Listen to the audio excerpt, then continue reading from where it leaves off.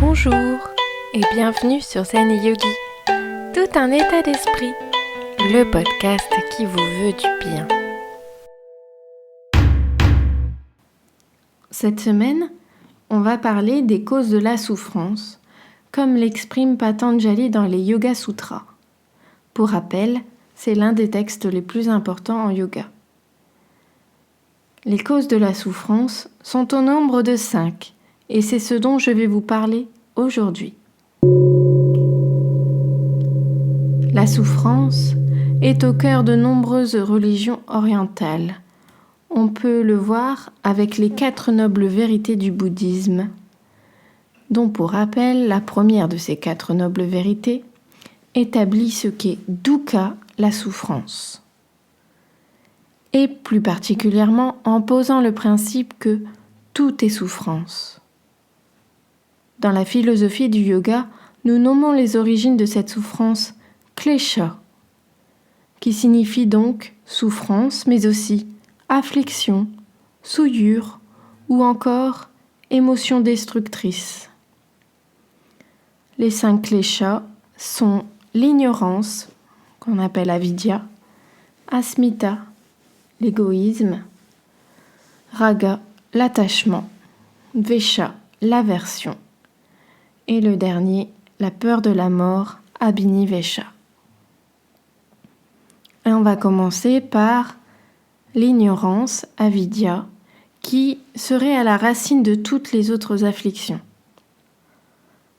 La philosophie du yoga présuppose que tous les êtres sensibles dérivent d'une grande mer de conscience qui est infinie, éternelle et unie. Mais la plupart des gens voient le monde à travers une lentille étroite qui définit la réalité comme limitée à ce que nous percevons à travers les sens. Les yogis appellent cette perception maya, l'illusion que nous sommes séparés de l'univers. Le poète soufi Rumi l'exprime ainsi : « Vous n'êtes pas une goutte dans l'océan, tu es l'océan en une seule goutte. Ayant oublié notre vraie nature, nous nous identifions à tout ce qui est éphémère et temporel dans le monde plutôt qu'à ce qui est permanent. » De plus, chacun de nous a une perception unique du monde en fonction de nos expériences passées, de nos croyances, de notre intégration culturelle, mais chacun de nous croit que nos pensées sont vraies, nos perceptions sont la réalité et que ce que nous croyons est absolu.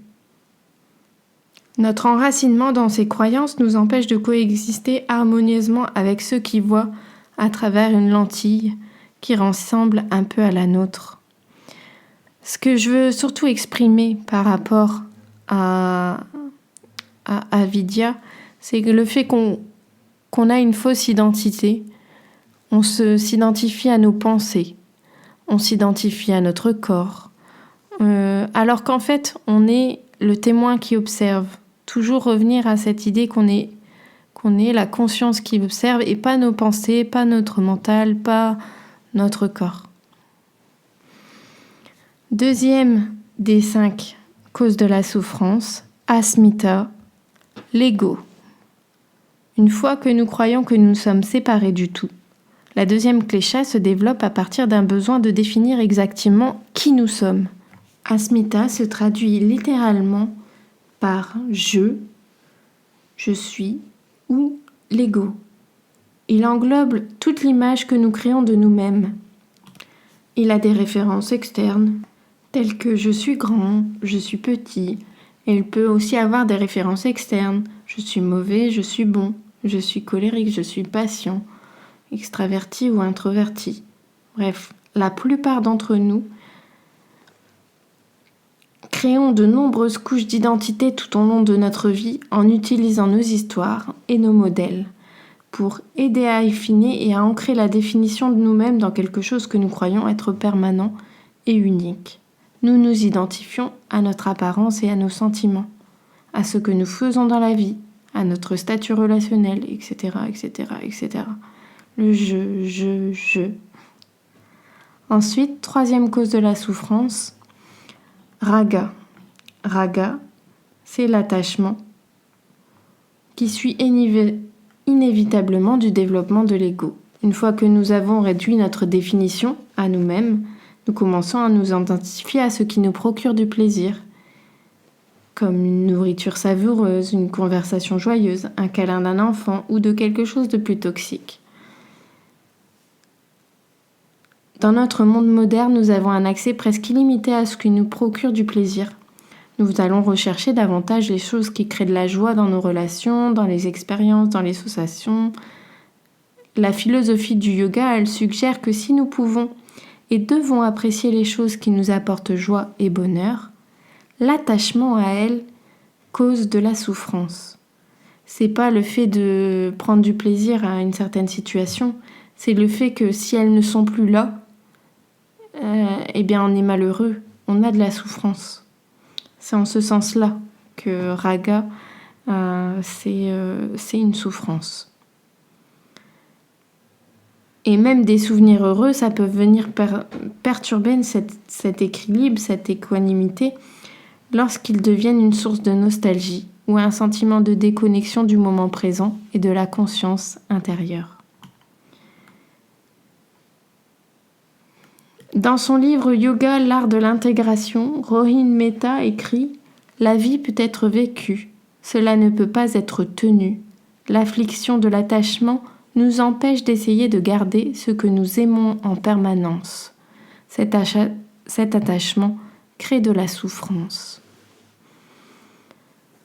Autre cause de la souffrance, Dvesha, qui est le pesant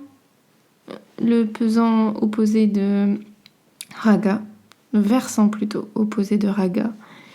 Dvesha, donc ça fait référence à l'aversion, le fait d'éviter ce qui nous produit chez nous une expérience désagréable. Il peut être facile à reconnaître car il se manifeste souvent par de fortes réactions émotionnelles telles que le dédain, la colère ou la tristesse, puisque nous avons inévitablement des choses que nous aimons et des choses que nous préférons éviter. L'attirance et l'aversion sont donc les deux faces d'une même médaille. Ils ne sont pas intrinsèquement bons ou mauvais en philosophie du yoga. On sort un peu de ce contexte bien mal. Là, entendu, l'aversion, elle est prise dans le sens où elle va nous créer de la souffrance. Dernier des kleshas, et non des moindres, Abhinivesha, la peur de la mort. La traduction de cette klesha peut être de s'accrocher à la vie autant que la peur de la mort. Le résultat inéluctable de l'identification à un soi fini est cette apparition de la peur que rien ne peut empêcher. Craindre la mort, c'est craindre l'inconnu, résister au changement et s'accrocher à ce qu'il est impossible à tenir. Pourtant, j'ai envie de dire, on y pense souvent, enfin pas forcément tout le temps, mais je veux dire c'est quelque chose qui des fois nous rattrape, d'autant plus qu'on ne sait pas ce qui se passe après la mort. On en revient donc à cette fameuse méconnaissance, avidya, qui cause la souffrance. Voilà, on a fait le tour des 5 kleshas, le but étant de s'en libérer. Voilà, j'espère que cela vous a plu. N'hésitez pas à liker, partager et à vous abonner selon votre plateforme. N'oubliez pas, le bonheur se trouve en vous, alors cultivez-le.